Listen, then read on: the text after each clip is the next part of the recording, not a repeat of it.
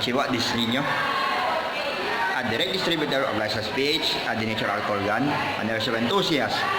So, bago natin kaya simulan ng ating panibagot episode dito sa remake, mukhang special episode data to. Yan, bago natin simulan yan, may mga ilang shoutouts na naman ang ilalata natin sa screen. So, sit back, relax, and enjoy the show. God bless.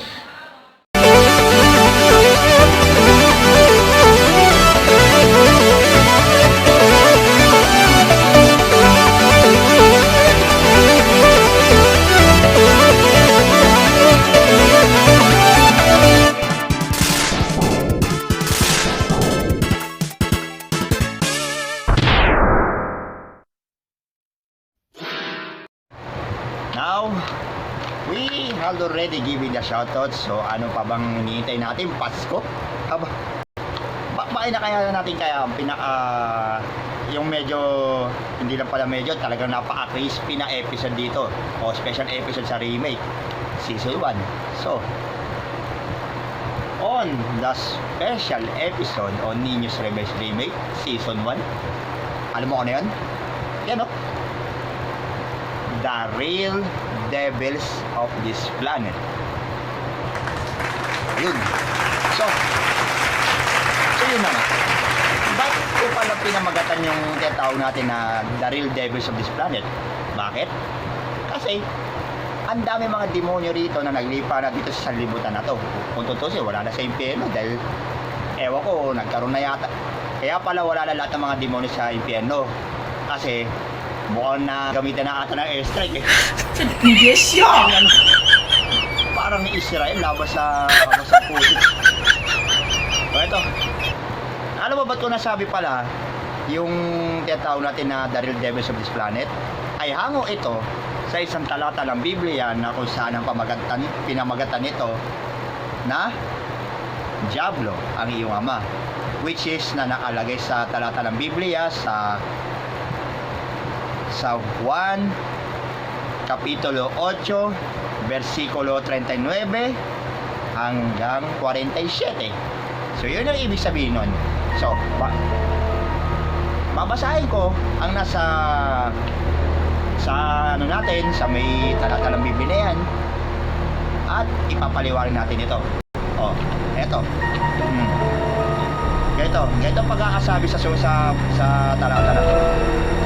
Sumagot sila, si Abraham ang aming ama. Kung kayo'y mga anak ni Abraham, ika nga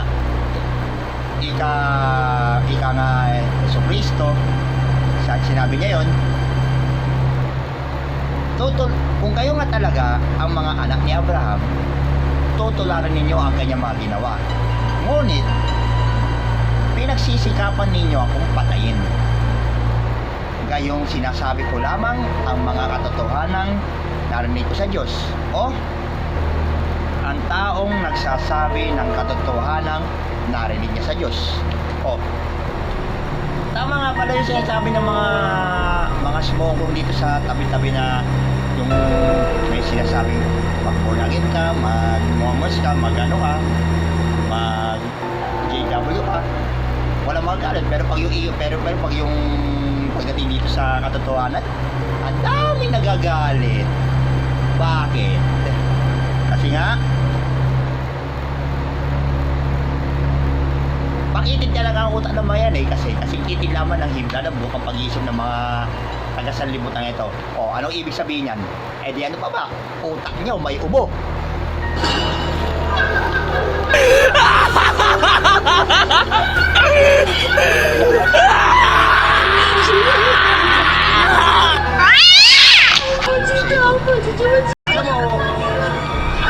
Alam mo, may mga ibang klase dito sa mundong ilalim na to na galing na sa katotohanan, kaya dito sa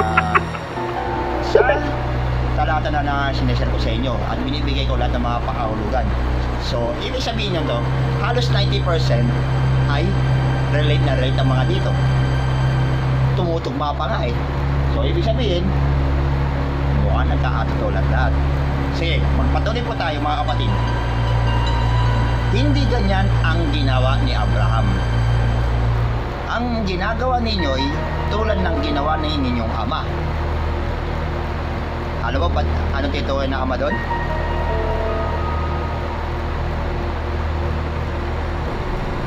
Yung tipong yung ginagawa mo ng iyong ama. Tapos ang sagot ng mga taga-sanlibutan ito kay Kristo, hindi kami mga anak sa labas. Ano ba yan? Sabi nila. Sasabihin nila, ang Diyos ang aming ama. Ang Diyos ang aming ama. Ngayon, sinabi ni Yesu Cristo dito, kung talagang ang Diyos ang inyong ama, iibigin ninyo ako sapagkat nagmula ako sa Diyos. Hindi ako naparito sa gana sa sarili ko lamang. Kaya, kundi sinugo niya ako. O, ita mo? Bakit di ninyo maunawaan ang sinasabi ko? Sapagkat hindi ninyo matanggap ang inaaral ko? Ang diablo ang iyong ama. Ayan, ulitin ko. Ayan, nasa talata ng Biblia yan. I-share ko dito. Ayan. Pagkat sa iyong amang diablo, ulitin natin. Ang diablo ang iyong ama. At kung ano ang gusto niya,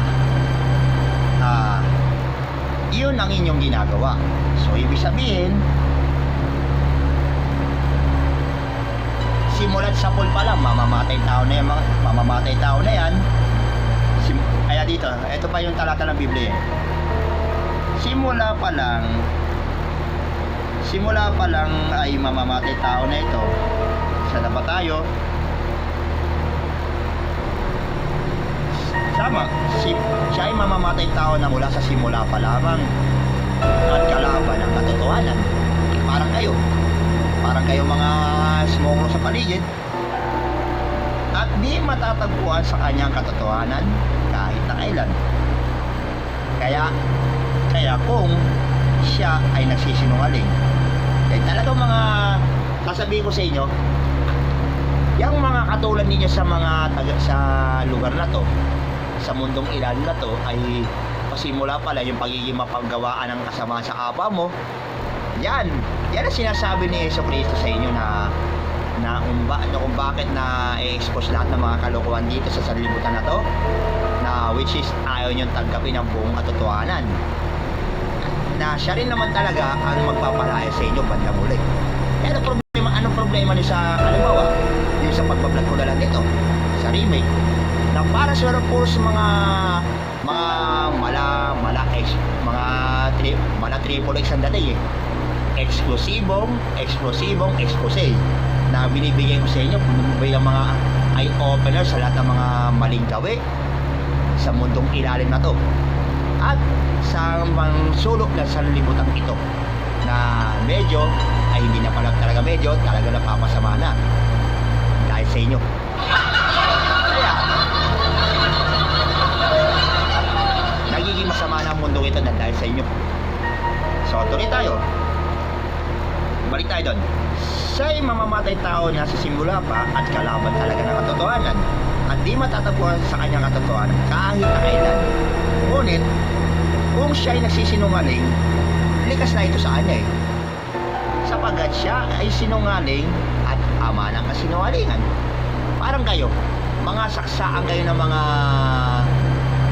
tawag natin, mga pathological larga, mga hinayupa kayo Alam mo, kung tutusin, alam mo ba yung pagiging isang pathological liar, which is na-i-vlog ko na dati doon sa remake noon, nung nakaraan pa. May vlog ako about sa mga pagsisilungaling yan, yung pathological liar. O, diba? Tama ako? Tama ba ako? Mali sila? Kasi kapag ang kasinungalingan na yan ang pinaiira nyo sa sarili nyo, walang mangyayari sa buhay nyo dito, sa mundong ito, sa mundong ilalim na to. Kasi kayong mga masasamang tao dito sa mundong ito ay talagang hindi kayo makakaligtas pagdating sa araw ng paghuhukom na to. So, tuloy tayo mga kapatid. Ngunit ang sinasabi ko'y, sabi ni Kristo, ngunit ang sinasabi ko'y ang katotohanan. Kaya hindi ninyo ako pinaniniwalaan. Ngayon, sino sa inyo ang makapagsasabing nagkasala ko? Sige nga, tanungin ko nga kayo. Sino ba makakapagsabi sa inyo na may pagkakasala ka? Aber, if you are a man enough to say that kind of word na that is if you really have committed your sins and atrocities or not, if you really had violated the rights of the other people, or you had already violated the laws or not. So, ibig sabihin yan, sino ba sa inyo makakapagsasabi na may pagkakasala ka? Hindi lang sa batas ng tao, kundi sa batas ng Panginoon. Wala, di ba? Kasi wala naman talagang aami sa inyo eh. Dahil alam mo bakit? Pares naman kayo nagtatakipan. Kasi palibasa kayo, you are indeed the devils, the real devils of this planet. Ano? Mukhang may iiyak na yan dito sa ano ko ba? Baka may mga magaganda naman sa akin yan dahil sasabihin nila gawa-gawa. Hindi. Para sabihin ko sa inyo, talata ng Biblia sinishare ko dito. Sa Adam Vlogs ko, may mga talata na nagagalit dyan sa talata ng Biblia eh. O ba't yan nagagalit sa akin? Huwag kayo sa akin magalit. Doon ka kay Lord magalit. Dahil siya nagbigay lahat ng mga knowledge na ibinabato sa akin para gamitin ko sa pagbablog ko dito at magsilbing eye-opener sa inyo. Kumbaga sa mas sarado mga utak yung mga naiupak na taga-ayo. Wala kayong kwenta. Paano nga talaga kayo makakaligtas sa pagpaparusa ng Panginoon kung ganyan din lang ang pinaiira mo sa kapwa mo? Ayan, tuloy tayo dito. Ang mula sa Diyos ay nakikinig ng salita ng Diyos, which is totoo. Then, ngunit hindi kayo mula sa Diyos, kaya hindi ninyo pinakikinggan ang salita ng Diyos. Bakit? Palibasa kasi kayo na ayaw nyo makinig sa lahat ng bagay na katotohanan na ibinibigay sa inyo na galing sa talata ng Biblia. Paano kasi ginagawa nyo?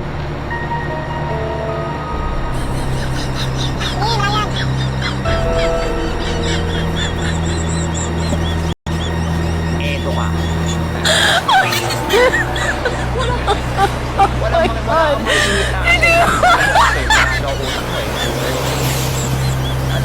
sarado ata utak ko eh. Kaso nga lang, pagbiloksan ko yung ulo mo, malamang pag napuno yata utak mo ng tubig, malamang kasya na lang ata, bangga eh. Hindi pa rin maganda yung ginagawa mo na ang pagiging isang sinungaling, mapaggawa ng kasamaan, yung tipong yung mga hindi gumagawa ng matuwid, at kahit anumang klaseng kasalanan na ginawa ng taga-sanlibutan na to ay hindi papasa sa paningin at panlasa ng Panginoon pagdating ng araw paghukom. So, ibig sabihin nun,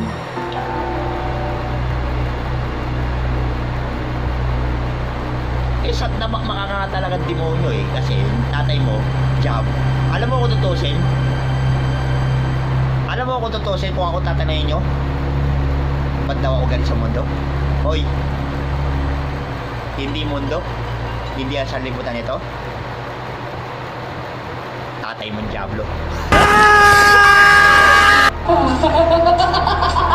Alam mo, at isa pa pala, mga kapatid, kapag gumawa sa talata ng Biblia na ito na hangon doon kay Juan, yan ang nasilbing eye-opener na Yeso Cristo para malaman lahat para makita lahat na kung talaga naniniwala kayo sa Diyos at naniniwala kayo sa katotohanan o hindi.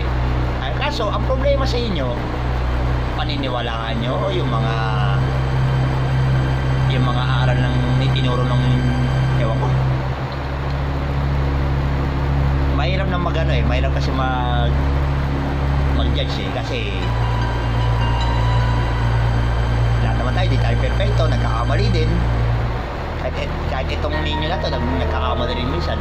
But at least, sinusubukan ko pa rin na baguhin lahat ng mga pagkakamali. Kahit ako, inamin ko sa sarili ko, may pagkakamali rin ako eh.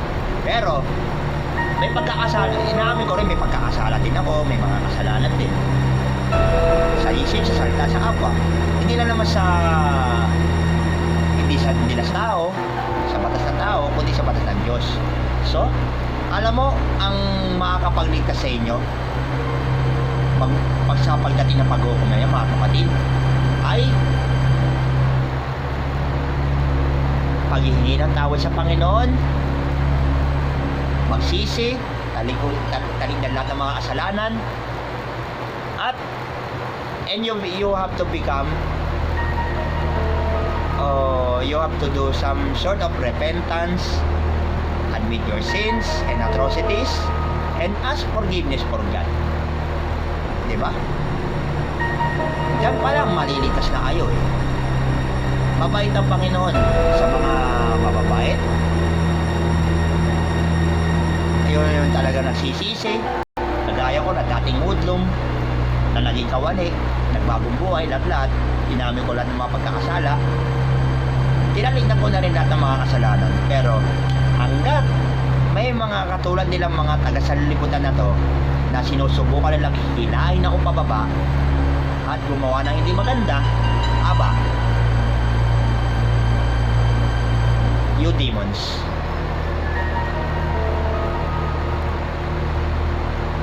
kayo mga diablong buwang ngayon, hindi nyo kaya labanan. Kaya Diyos na ang bahala sa inyo. So, kahit kayo mga trolls ni Satanas, mga aso ni Cerberus, o mga lahi ni Taning, o ni Lucy, o mga bata nila ni Lucy, Lucifer, hindi kayo nakakagumpay. Dami sa Panginoon. Push. So, I hope sa special episode na to sa remake ay magugustuhan nyo ang lahat ng mga sinas natin sa tinatawag natin sa talata ng Biblia ng galing kay San Juan. So, we have to end this vlog for now. This is Nino, ang direct distributor of Lifestyle PH and the Natural Organ and Airsoft Enthusiast. Like, share, and subscribe sa lahat ng mga videos natin na susunod na i-upload sa remake, season 1, Belgian English, reverse scraps, anything and everything. Almost na mga kapatid, mga peak ng November o December, may mga bago na naman tayo kailan dyan na i-introduce natin. Inaantay pa natin kung ano mga bagong units. So, stay tuned po tayo sa mga panibagong videos. So, anong ibig sabihin nun? Oh, special shoutout. I'm not a lady. Special shoutout sa akin kay Jeanette. Oh, ito. So, sit back, relax, and enjoy the show. Antay ng mga bagong vlogs natin sa remake. Oh, God bless. Hindi ko rin napansin eh. Hindi, okay lang sa amin. Wag mo na lang kaming intindihin. Kaya naman, baka gusto niyo nang gumanti sa akin ngayon. Yay! Eto, libre-libre. Nakabaladra na mukha ko. Sige na, para naman matupad ang pangarap niyo. Amazing di ako yan, eh.